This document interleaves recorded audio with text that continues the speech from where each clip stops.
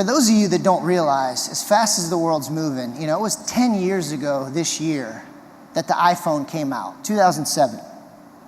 First touchscreen phone, app store, you name it. 2010 was the first tablet computer, the iPad.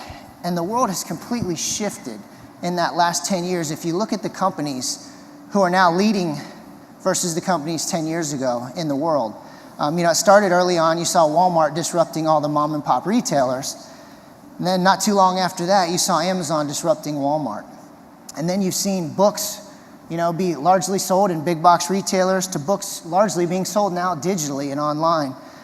You're seeing what Uber's doing to transportation and Airbnb's doing to hotels. And there's just major shifts going on. And if we're not paying attention to it, and you're going to see some really interesting stats on that when Jeff talks, you'll see how different of a world we live in.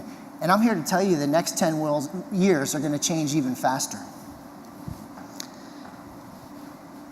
I will tell you this, when I think at disruption, I can't think of a single industry more disruptible, but maybe healthcare, than what we do. And I'll tell you why. It dawned on me just over the last maybe 2 months when I don't spend a lot of time in new business appointments anymore. A majority of my day is doing what you would want me to do, and it's running the business and focused on IOA. But one of our young partners got into a $30 million developer, a $30 million GC, and I happen to know the owner.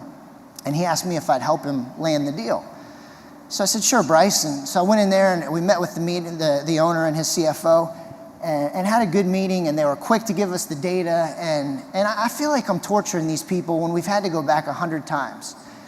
And I just started thinking about it. I'm like, is there anything that we buy that's more of a pain in the butt than commercial insurance? I mean, seriously, should it take 90 days? Is there anything we buy that takes more than a day, a week? 90 stinking days? It's so ripe for disruption, folks, and I need your help figuring out how to make it more efficient, because somebody's going to figure it out, and I want to be part of the folks that do. The process sucks. It just sucks.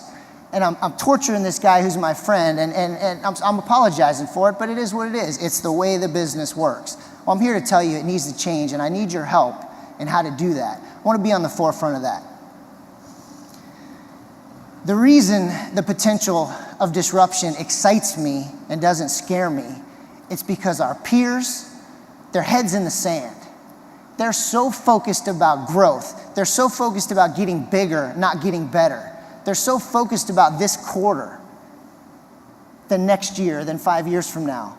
They don't have a long-term view. We do. That's what excites me about the potentials of disruption in our business. I'll tell you, I've spent a lot of time over especially the last year and a half, 2 years, looking at disruptors in our space, the M brokers and the lemonades and the others. And I'm looking for potential threats, as you would want me to do. And I don't see any right now that are going to make us extinct or give us any headaches, because all they're doing is what we do, and they're doing it online. They're not bringing any value. It's really nothing I'm concerned about. But you have my commitment that if something, and the board's commitment, that if something comes out there that is going to change our business, we're not going to put our head in the sand. You've heard me tell the Polaroid story, right? And I have to imagine those boneheads when they sat in a boardroom when the digital camera came out, and they knew they were getting disrupted, and they could have cornered that market. They could have taken advantage of it, and they didn't.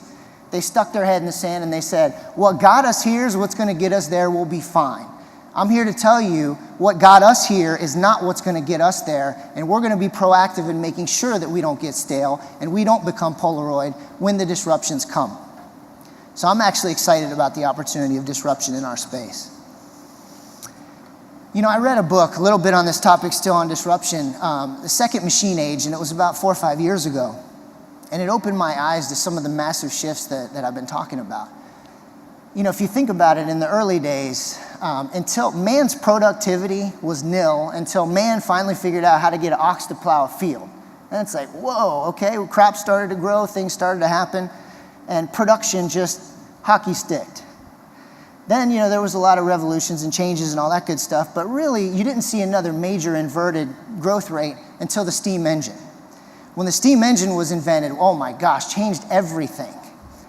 Inverted growth, everyone's life changed, everything got better. And then you started to see that growth kind of flatten out until the internet. And obviously, you know what's happened since then. But what I'm here to tell you now, the internet inverted that curve again, but it's even inverted more so in the last 2 or 3 years because of AI, artificial intelligence, deep learning, machine learning, and robotics. And I'll give you a couple examples, because some of this, you talk about it and people's eyes roll back. I know when I bring it up, my dad's like, just shut up. And my wife thinks I'm the biggest dork there is, but it's important to know what's going on. I'll give you a couple examples of technology that isn't 5 years away. It's happening right now. Here's a good example of AI, deep learning. Anybody here know who Ken Jennings is? Jeopardy, all right, yeah. Ken Jennings is a wicked smart dude. I don't know, won 83 times in a row, I think was the number on Jeopardy. Won millions and millions of dollars. Well, in 2013, I believe it was, Ken Jennings had a competition against IBM's Watson. I think most of us have seen the Watson commercials. Well, early on, Jennings smoked Watson. He beat him almost every single time. Well, 1 year later, after their first contest, Ken could not start to begin to answer a question before Watson had the right answer, and Watson had it every single time. And you might not think that's a big deal. Watson wasn't reprogrammed. Watson didn't have a software upgrade. It taught itself. It got smarter. So I'm starting to look at this stuff and the impact and the application in our business and the rest of the world, and it's important. So that's one thing going on right now. Another thing, I think about 5, 6 years ago, I brought up to our board retreat, I talked a little bit about driverless cars. And I said, look, autonomous vehicles concern me from the standpoint of, if there's an accident and it's an autonomous vehicle, that's not an auto liability claim, that's a product liability claim.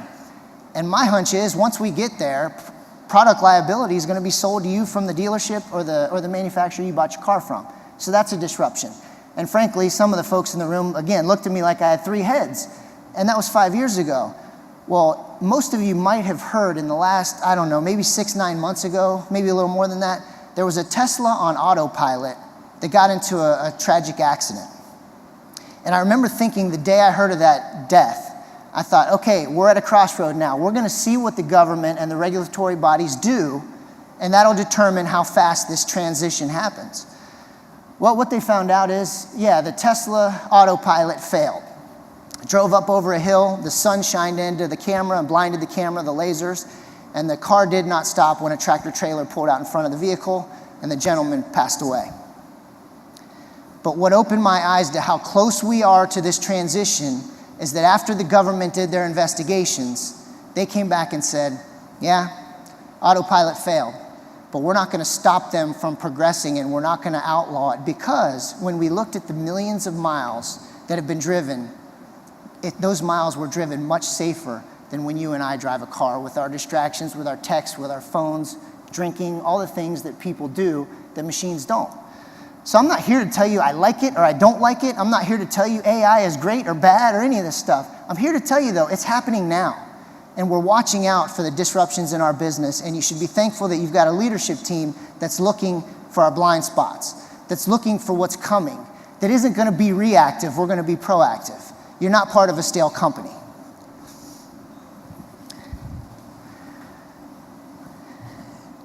You know, the last thing I'm going to say, I've actually got 2 slides to show you, and I'll do that in a minute. I'll say one thing before that. I'm not a PowerPoint guy, but I got 2 slides that are relevant that I think are pretty, got me excited anyway, so I'll share those with you. But what you need to know is we're going to remain intensely focused on our customer, on their experience, on the value we bring, so we don't become commoditized. We have relationships, and those are powerful. A computer can't build a relationship with a CEO or a CFO or an HR director. A computer can't do that. We can with the computer, and we can partner and bring value, and we're going to continue to invest in risk services, in the value prop that we bring, so none of us look like commodities, so we don't look like, you know, a policy peddler with a piece of paper. That's trash. We're not doing that.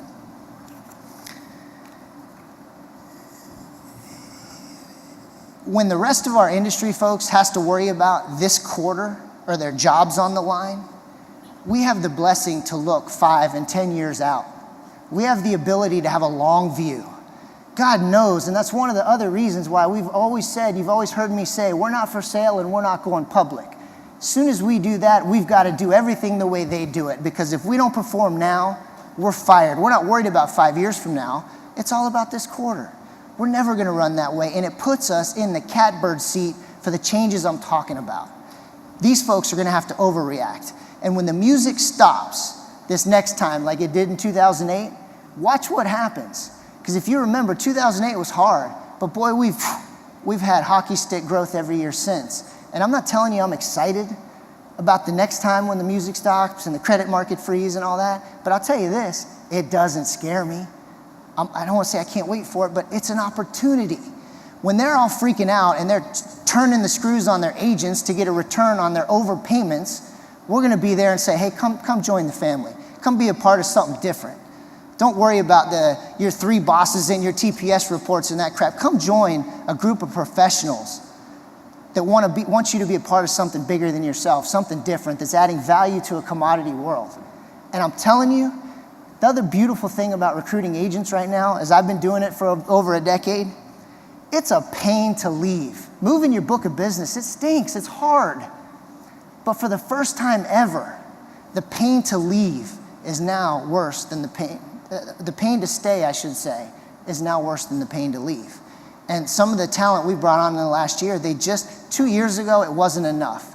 But every 6 months, they turn it again, they up this, they change that, they cut this. And the employees, I'm seeing these big deals and the employees aren't getting raises. And it's all about return. Because if you don't make Wall Street happy now, or you don't make your private equity investors happy now, they're gone.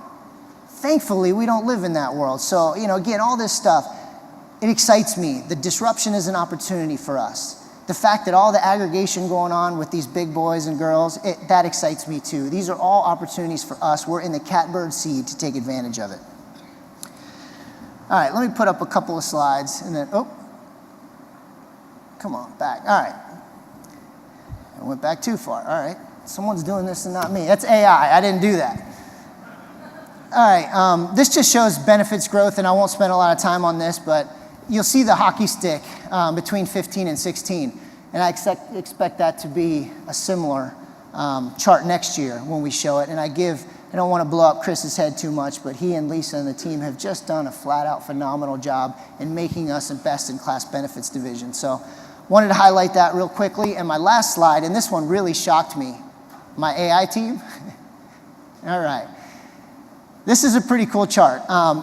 This is how different of a business we are between 2010 and 2016. This shows you 6 years, and it has the number of $1 million or more producers on the list. And the interesting thing is, and I look back at the names, it wasn't a lot of people that we brought on or acquired. A lot of the folks that grew into $1 million producers did it the right way. They came here, they got better, and they grew their book. And you'll see the 38 of them tonight get their eagle. You'll see what I'm talking about. But again, we had 3 in 2010, 4 in 2011, 4 in 2012, 7 2013, 17 2014, 22 2015, and 38 in 2016. Is that amazing? I mean, since 2010?